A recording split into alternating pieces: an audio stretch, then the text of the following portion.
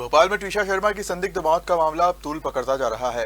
टीशा को न्याय दिलाने की मांग को लेकर पूर्व सैनिकों में भी आक्रोश देखने को मिल रहा है। वर्दी वेलफेयर एस सोसाइटी ने मामले में निष्पक्ष जांच की मांग करते हुए बड़ा मार्च निकालने का ऐलान किया।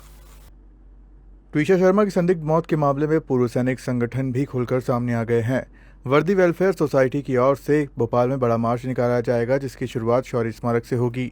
यहां शहीदों को श्रद्धांजलि अर्पित करने के बाद पूर्व सैनिक मुख्यमंत्री निवास, पुलिस मुख्यालय और राजभवन पहुंचकर ज्ञापन सौंपेंगे। वर्दी वेलफेयर सोसाइटी के अध्यक्ष और पूर्व मेजर जनरल श्याम सुंदर श्रीवास्तव ने प्रेस कॉन्फ्रेंस में कहा कि यह सामान्य मौत का मामला नहीं है, बल्कि पूरी तरह संदिग्ध परिस्थितियों में हुई मौत है।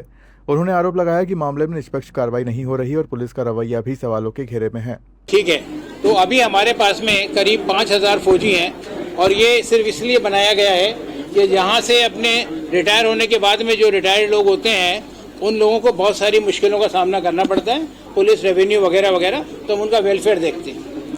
अभी आपने देखा है कि हमारी सिस्टर रशा की अभी डेथ हुई है।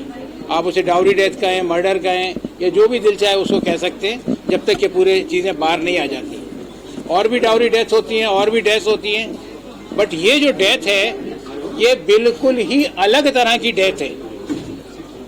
एक ऐसे इनफिशियल लोगों ने उसको अंजाम दिया है और उसके बाद पूरा प्रशासन, पुलिस विभाग, बाकी सारे लोग भी पूरे के पूरे एक साइड ऐसे हो गए हैं कि जैसे मान लीजिए ये सारा का सारा कानून नाम की कोई चीज़ यहाँ पर नहीं है।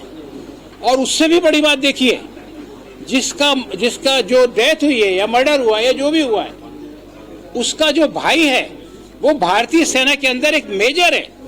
वो आपकी लड़ाई के लिए रातों को वहां रहता है, सारे बॉर्डर्स की।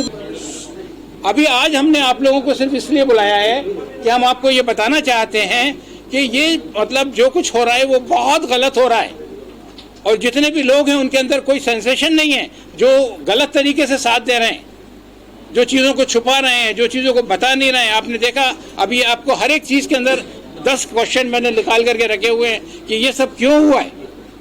जब वहाँ पोस्टमार्टम के लिए बढ़ी जाती है तो उसका बेल्ट नहीं बेचते। या तो वो बिल्कुल अनप्रोफेशनल हैं, या तो उनको उस वर्दी के अंदर रहने का हक ही नहीं है, या फिर अगर वो ऐसी गलतियां करते हैं तो क्या कोई एक्शन लिया जाता है उन पर, या फिर छोड़ दिया जाता है कि वो इस तरह की बातें हमेशा करते रहेंगे।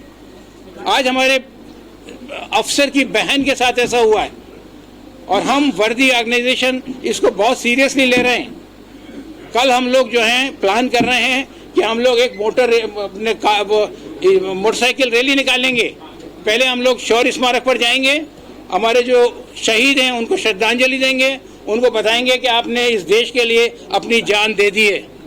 लेकिन देश में ऐसे भी बहुत सारे लोग बैठे हुए हैं जिनको आपकी इस जान की कोई परवाह नहीं। वहीं प्रेस कॉन्फ्रेंस के दौरान टीशा के पिता नवनिधि शर्मा मीडिया पर भी नाराज नजर आए। उन्होंने कहा कि उनकी बेटी का शव पिछले 8 दिनों से अस्पताल में रखा हुआ है, लेकिन अब तक परिवार को संतोषजनक न्याय नहीं मिला। परिवार लगातार दोबारा पोस्टमार्टम और निष्पक्ष जांच की मांग कर रहा है। मार डाली है जैसे हमारी बेटी को मार डाला है। न्याय प्रक्रिया के ऊपर ध्यान दीजिए। ये न्याय नहीं मिल रहा है क्योंकि ये बहुत इन्फ्लुएंसिव लोग हैं। कल पुलिस ने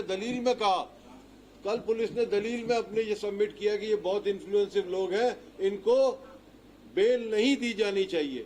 उसी बिना पर इसके बेटे की बेल कैंसिल कर दी गई और ये घूम रही है, एंटीसिपेटरी बेल लेकर के एक घूम रहा है और जो सरेआम मृतका को ब्लेम कर रही है, अपने आप में कानूनी अपराध है। मीडिया इसका स्वयं संज्ञान ले और प्रश्न पूछने से पहले 10 बार सोचे कि पीड़िता के दिल पे क्या गुजर रही होगी। जब इस तरीके से चरित्र हनन किया जा रहा है, ये हमसे ना पूछ करके आप स्वयं से संज्ञान लें। ये सारी चीजें स्पष्ट कई बार हो चुकी है। आप बार बार माइक उस प्रश्नों का हमारी तरफ बढ़ा रहे हैं, उससे आप हमारे को दुख को और बढ़ा रहे हैं।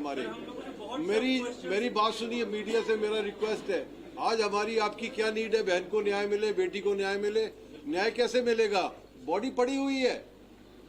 आप लोगों को हमारे साथ आंदोलन में चलना चाहिए, बजाय मीडिया हमारे साथ पैदल चले। कल मार्च निकल रहा है, सारी मीडिया चलनी चाहिए पैदल कि देखिए कि बॉडी को निकलना चाहिए, एम्स पहुंचना चाहिए तुरंत, इर्रेस्पेक्टिव। ये किसी का फंडामेंटल राइट है कि उसको अधिकार है PM2 करवाने का। वो PM2 का अधिकार आपने अपने ही सिस्टम के नीचे दबा दिया। भोपाल से उमेश यादव की रिपोर्ट।